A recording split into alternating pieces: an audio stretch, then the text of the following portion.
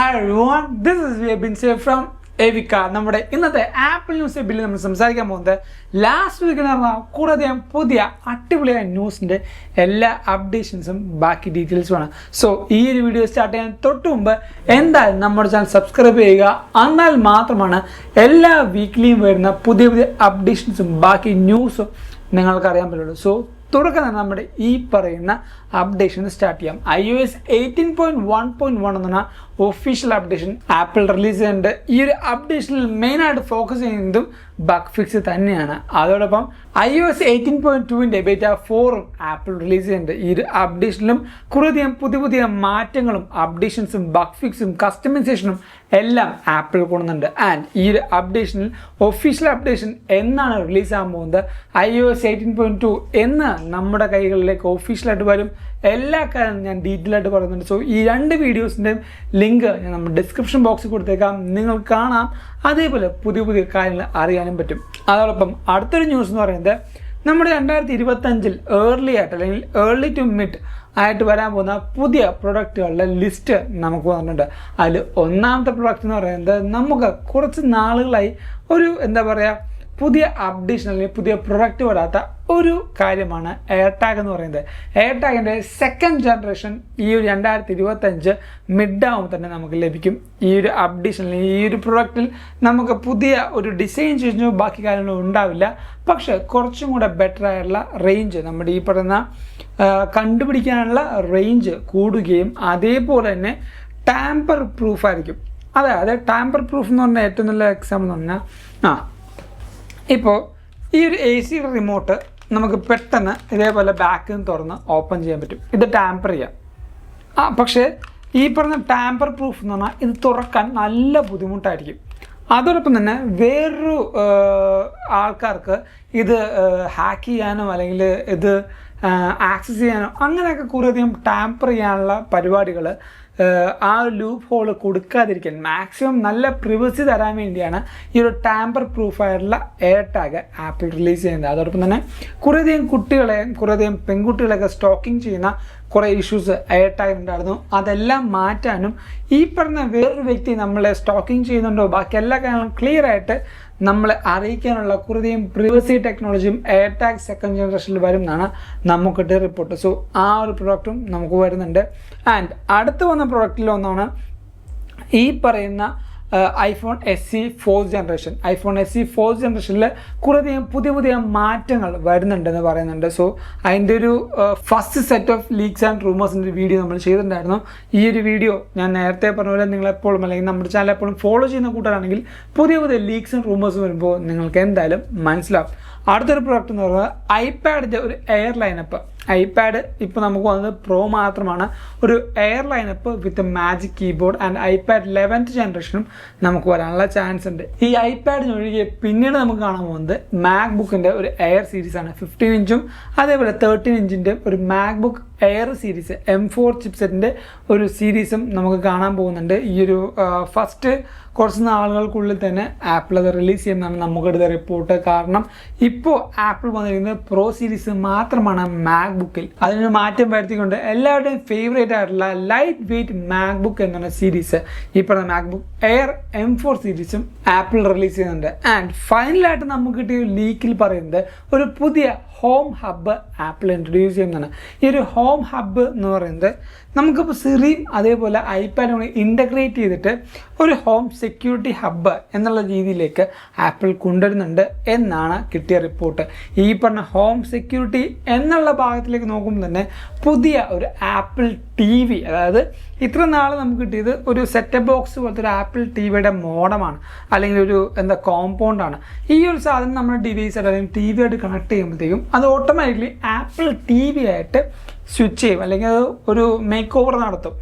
അതിന് പകരം ഇപ്പോൾ പാനസോണിക്, LG, തോഷിബ, സോണി എന്നീ പറയുന്ന ബ്രാൻഡുകൾ ഈ പറയുന്ന TV ബ്രാൻഡുകൾ ഉണ്ടാക്കുന്ന പോലെ തന്നെ ഒരു ടെലിവിഷൻ, ഒരു പ്രോപ്പർ 32 ഇഞ്ച്, 42 ഇഞ്ച്, 56 ഇഞ്ച് എന്നീ പറയുന്ന ഒരു ടെലിവിഷൻ ആപ്പിൾ 2025-2026 റിലീസ് ചെയ്യുമെന്ന് ഒരു റിപ്പോർട്ട് കിട്ടിയിട്ടുണ്ട്. അങ്ങനെ വരികയാണെങ്കിൽ ഒരു വലിയ പ്ലാറ്റ്ഫോമിലേക്ക് അല്ലെങ്കിൽ വലിയ ബിഗർ സ്ക്രീൻ പ്ലാറ്റ്ഫോമിലേക്കും കൂടെ ആപ്പിൾ ഈ പറയുന്ന ആപ്പിൾ TV എന്ന് പറഞ്ഞ സോഴ്സും കൂടെ എക്സ്പാൻഡ് ചെയ്യാനുള്ള ചാൻസ് ഉണ്ട്.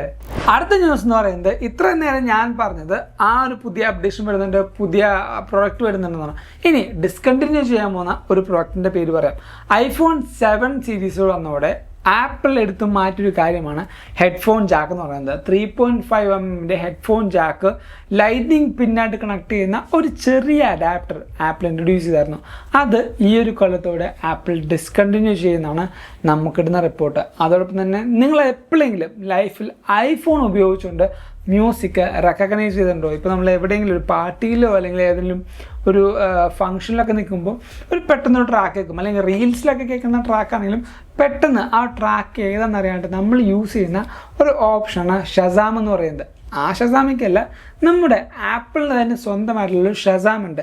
ഈ ഒരു മ്യൂസിക് റെക്കഗ്നേഷൻ ആപ്പിൾ ഏകദേശം 100 ബില്യൺ മ്യൂസിക് റെക്കഗ്നേഷൻ കഴിഞ്ഞു എന്നാണ് ആപ്പിൾ പറയുന്നത്.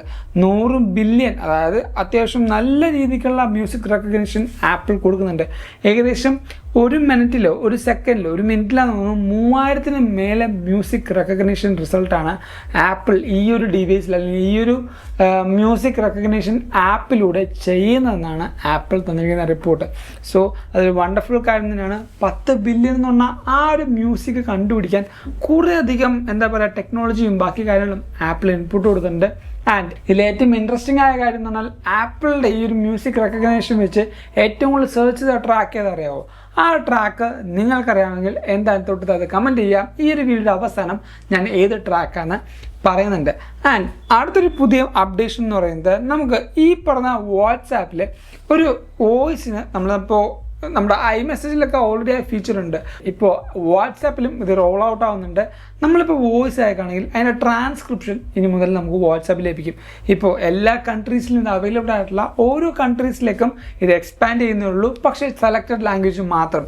അത് നിങ്ങൾ ഓർക്കാം, മലയാളത്തിൽ, അത് മലയാളം എന്നൊക്കെ പറഞ്ഞാൽ റീജിയൽ ലാംഗ്വേജ് ആണ്. പക്ഷേ ഇൻ്റർനാഷണൽ അല്ലെങ്കിൽ നാഷണൽ കൺട്രീസ് മാത്രം, അല്ലെങ്കിൽ നാഷണൽ ലാംഗ്വേജസിന് മാത്രം, ഇംഗ്ലീഷ്, ചൈനീസ് എന്നീ പറഞ്ഞ ചില സെലക്റ്റഡ് ലാംഗ്വേജസിന് മാത്രമാണ് ഇപ്പോൾ ട്രാൻസ്ക്രിപ്ഷൻ വന്നിരിക്കുന്നത്. പോകെ പോകെ നമുക്ക് ഹിന്ദി അങ്ങനെ ചില ലാംഗ്വേജിനൊക്കെ ട്രാൻസ്ക്രിപ്ഷൻ വരാനും ചാൻസ് ഉണ്ട്.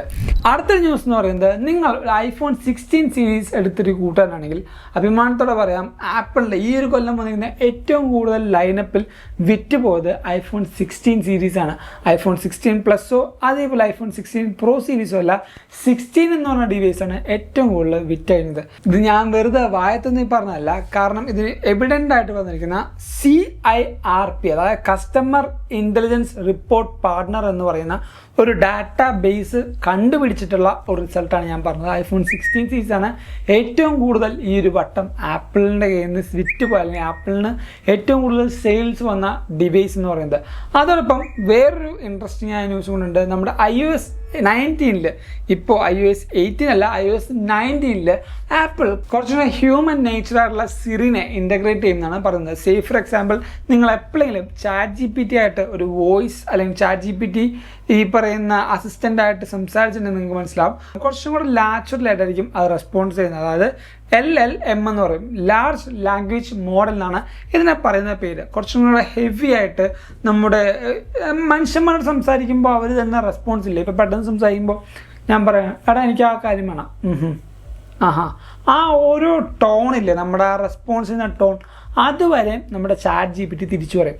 പക്ഷേ ആ human nature iOS 19 apple integrate ചെയ്യുമെന്നാണ് പറയുന്നത്. അതിനു വേണ്ടിയുള്ള വലിയ കഷ്ടപ്പാട് എഫേർട്ടും ഈ പറഞ്ഞ ലാർജ് ലാംഗ്വേജ് മോഡലിന് വേണ്ടി ആപ്പിൾ ചെയ്യുന്നുണ്ടെന്നാണ് നമുക്ക് കിട്ടിയ റിപ്പോർട്ട്. സോ അതും കൂടെ വരികയാണെങ്കിൽ നമുക്ക് ഈ പറഞ്ഞ ഐഫോണിലും അതേപോലെ ബാക്കി എല്ലാ സിറി ഇൻ്റഗ്രേറ്റഡ് ഡിവൈസിലും ഒരു ബെറ്റർ ആൻഡ് എഫിഷ്യൻറ്റ് ആൻഡ് കുറച്ചും കൂടെ ഫ്രണ്ട്ലി ആയിട്ട് ഒരു സിറി റെസ്പോൺസ് നമ്മൾ ലഭിക്കും. ഇനി അടുത്തൊരു കാര്യം എന്ന് പറയുന്നത് നമ്മുടെ ചാനലിലെ പബ്ലിക് ഒപ്പീനിയനാണ്. ഞാൻ ചോദിക്കുന്ന ഈ ഒരു ചോദ്യത്തിൽ നിങ്ങൾക്ക് ഏറ്റവും ഇഷ്ടമായിട്ടുള്ള ആ ഒരു ഓപ്ഷൻ നിങ്ങൾക്ക് തരാം. അതായത് നിങ്ങൾക്ക് ഇഷ്ടമുള്ള ആ റെസ്പോൺസ് നമ്മുടെ വീഡിയോ തൊട്ട് താഴെ കമൻറ്റ് ചെയ്യുക.